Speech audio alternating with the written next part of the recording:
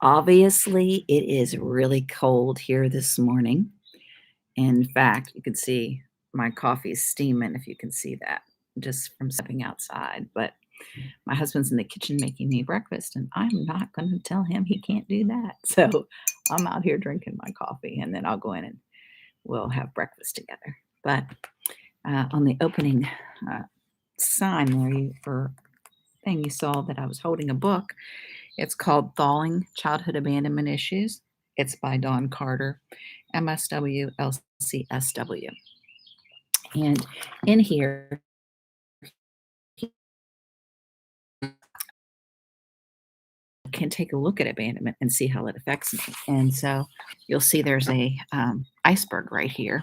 And you probably can't read it, but it's called the invented self, the false self, the true self, and then cover ups, contempt, shame, abandonment. And all the things that are underneath here are abandonment, shame, contempt, rather. But up here, it has the cover up. And so you have the invented self uh, and the false self is just below the surface. But the true self is way, way, way down here. If you can see that. Let me use this finger. There we go.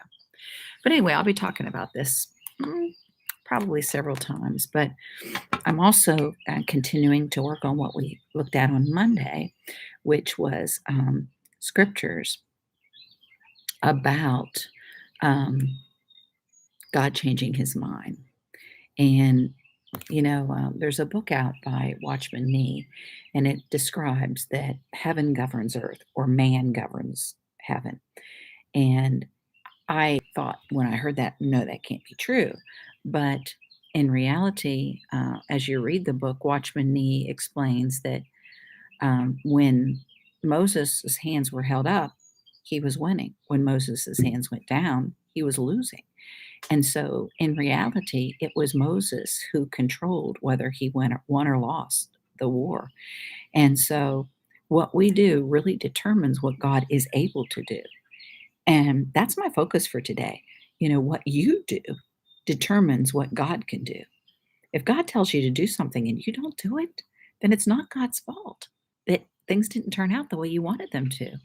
I mean, God's told me for years to write books, and because I felt unworthy, I felt like I had low self esteem. I have trouble with completing projects. Yeah, I do. Yeah, me, queen of resources. I struggle with finishing things.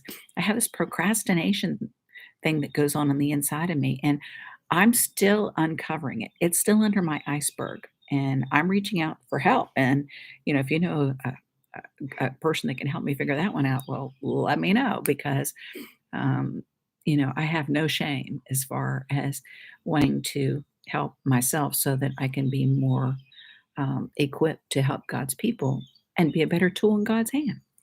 So, that being said, this is a good book, and I'm only just almost finished. But read the back of it. It says childhood abandonment issues is an inner child approach for grieving abandonment issues and healing the unfinished business. Since the wounds of unmet childhood needs are emotional in nature, recovery from the wounds needs to be a healing process, emotional in nature, which I hated because I did ugly crying. Right? But we are also meaning makers and information processors who need to know the why and the how of the way we are. That's why Following Childhood Abandonment Issues is designed with an insight oriented cognitive component as well as an experiential or emotional component. The program integrates an integrative workbook with over 70 audio programs that are designed to help release blocked emotions and resolve childhood grief and loss issues. So it's really helped me thus far, and probably the false self, the invented self, and the true self has been my biggest aha. But let's go to the scripture that I was wanting to share today. It's Exodus 32. And it says, and um, when the people saw that Moses delayed to come down from the mountain, the people gathered up themselves unto Aaron and said, make us gods that we shall go before. Now, what's interesting about that is people pressure is a tough thing if you've been abandoned. And if they felt like they'd been abandoned by Moses, and so they wanted something to make themselves feel good.